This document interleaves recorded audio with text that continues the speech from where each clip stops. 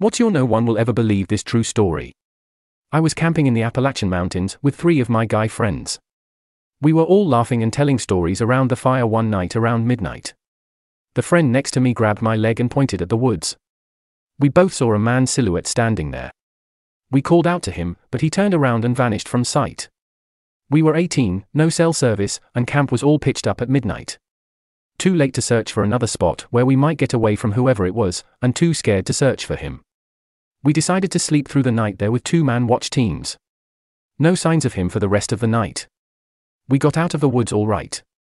2 days later, 2 hikers were stabbed and killed by a mentally disturbed man who'd encountered them on a trail near where we were camping.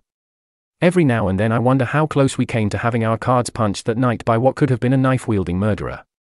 My wife and I went away for the weekend to a friend's wedding and left our dog at a kennel. So it's about midnight, we're having a good time at the reception, and I suddenly started feeling really weird. Super anxious, shaky, just generally shitty, never felt like it before or since. Went to our room to lie down, checked my phone and noticed a missed call from the kennel. Right when I started feeling fucked, our dog had a stroke and died.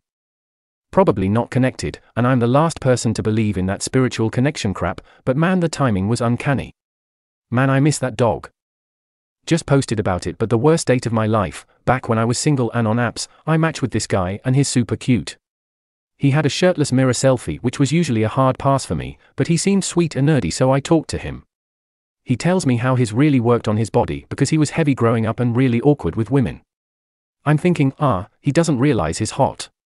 Anyway, I'm homesick that week and bored, so we message a lot and even FaceTime, and he's quirky but interesting and kinda funny. He seems to be pretty smart, he's working for a biotech firm and applying to PhD programs. He tells me about how he has a daughter back home in Illinois, that she was the result of a one-night stand with a friend. That the friend didn't tell him he had a daughter until she daughter was 5, and that he barely gets to see her because she's being raised by the mom's friend. We wanted to meet soon. I dislike talking too much before meeting, but like I said, I was sick, and I agreed to a late movie because it was midweek and neither of us had a ton of time, and we'd talked so much already. I kinda just wanted to be physically in the same room to see if there was any chemistry. We met at the theater, had a couple of drinks at the movie, and it was fine, and I was attracted. Second date is okay, but I'm feeling a little off, something just feels funny, and I'm thinking this isn't gonna be more than a friend's thing. We end up going to his place to watch Blade Runner, and I'm uncomfortable within the first couple of minutes. His apartment has weird vibes, like super disorganized, and he's hung an old beach towel on the wall as a decoration. WTF? We sit down and start the movie, and I'm getting more and more uneasy. He leans over to kiss me and I kiss back for a second, but then tell him I'm not ready for that and can we please slow it down. He says that's fine and stops the movie. I look at him like He then proceeds to tell me he's in love with me, he's dumped his longtime fiancée who lives in Illinois to be with me, and that he would like us to move in together ASAP and try to have a baby. I think he's joking at first, but quickly realize he isn't. He asks me if I will say I'm his girlfriend out loud, which I do, because I think about true crime I watch and don't want him to murder me. I feel like I show him I'm scared, he's going to freak out. He then asks me if I'm ovulating right now because it turns him on.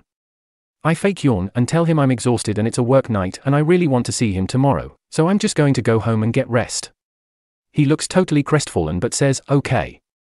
But before you go, will you do me a favor? At that point I think I'm about to be murdered. I say, what is it? He asks, will you stand in front of a mirror with me so that I can see how beautiful we look together? Absolutely terrified at this point. I walk toward his room, stupidly, but I'm just trying to placate him because my gut feeling was that he was likely not a murderer, just insane. We walk into his room and it is a disaster. Piles and piles of clothes everywhere. We stand in front of the mirror, briefly, and then I say I really have to go, grab my bag and refuse his offer to walk me to my car. I then straight up run to my car. I got home and checked my phone and there's several video texts of him touching himself which were absolutely horrifying. I shudder thinking of them. I now realize that the reason he isn't in his daughter's life is probably because the mother realized he was disturbed, and she had a very good reason to keep him in the dark. I get nauseated just thinking about him. I quit dating for a while and never put myself in another situation like that again. Sorry if you've already seen this, I just enjoy posting it since it's so weird. When I was 12 I was walking to school and behind me there was a priest who seemed to be walking with a kid a few years younger than me. He dropped the kid off at my school and started hacking at a 2 Canadian $2 coin that was stuck in the ice. I wasn't allowed to go inside yet since I was a few minutes early, so I just looked at the tunai and wondered if he'd get it out. Then he looked up at me, made a joke about how I was never going to get it, and then he walked up to me, punched me in the gut, and then left. I was wearing a winter coat, so it didn't hurt that much, but it was still pretty creepy. Nobody at school believed me. Then I saw him walking by my house like every day or so, and I live across the street from a school, so I was worried about the other kids and told my brother who went to that school. He came over and then I pointed the priest out to him. He was sitting on my lawn, and he said that he was one of the priests that worked at his school. I never once saw him actually enter the building, he mostly just walked around it for hours eating chips. Edit, they were mainly potato chips, but sometimes they were ketchup chips. I'm not talking about fries. My weirdest true story that's most likely not paranormal, waiting for a city bus one day, near an intersection. Perfectly normal day. Normal looking car drives past. As it approaches the traffic light, I notice there's a murder of around 30 crows flying behind the car. Car turns left at the traffic light. The crows turn left and follow it. Weirdest thing, and I couldn't get my phone out in time to take a video. It's like if the crows were balloons on a 15-foot string, that's how tightly they were following that car. And it drives me crazy because I will never know what happened. Did the driver kill a crow? Was the driver a witch?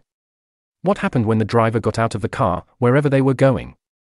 I was 6 or 7 years old, and for weeks I'd been feeling uneasy when playing outside, walking to school or friends' houses. Going to bed I felt wrong. It was winter, and there was snow on the ground. I couldn't sleep. This wasn't new, I've always been a light and infrequent sleeper. But usually I'd just have fake conversations with myself until I either fell asleep or my alarm went off. That night, for some reason, I was compelled to get up and turn on my bedroom light so I could read. After I turned the light on, I grabbed a book and went to my window bench to settle in, and staring at me was 2 men's faces. To this day I could describe them to a police sketch artist. I ran to get my parents, and when they came in, obviously the men were gone. My parents didn't believe me, so I went back to bed, and didn't sleep at all. The next day when I went outside to walk to school, you could see 2 sets of footprints going to and from my window, and tire tracks in our yard. My parents told me it was some kids playing a prank, but for a long time after that I didn't sleep till the sun started to rise. I'd spend my nights staring out my window. When I was 16, I woke up into one of those very vivid real-life dreams. Like a dream where you wake up in your room and don't realize you're still dreaming. I sat upright in bed and looked sideways to my door and saw a figure standing in my doorway. The figure said, "Your dad will die when you're 22. Then I actually woke up, laying in bed too nervous to turn around and look at the door.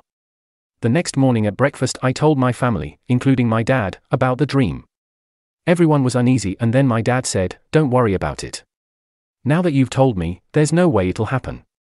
He died tragically and suddenly when I was 22. I was almost abducted. Went to a park when I was like 6 with my sister and my mom, and there was really nice man who helped me up when I didn't quite stick the landing at the end of the slide. My mom noticed him and figured he was just being polite. Well, my sister runs off to my mom for a minute, so I'm alone. I look up and see the man looking at me and walk around the play area behind the slides and by the pond away from view of the parents. I was curious, so I followed.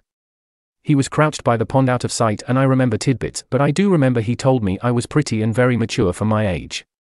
He then was in the middle of asking me if I was only here with my sister when my mom emerges absolutely terrified and in a state of panic. Never seen her like that to this day, and I think that's partly why it was seared into my memory. The man ran when she started yelling, "What the fuck do you think you're doing?" I started sobbing because my mom was yelling. She never yells, but it took me a few years to fully understand what happened and what could have happened. I did have the stranger danger talk, but I just thought the man was so nice. That's all I really remember from that day. I'm 99% sure my mom reported what happened to the police, but no idea what happened after.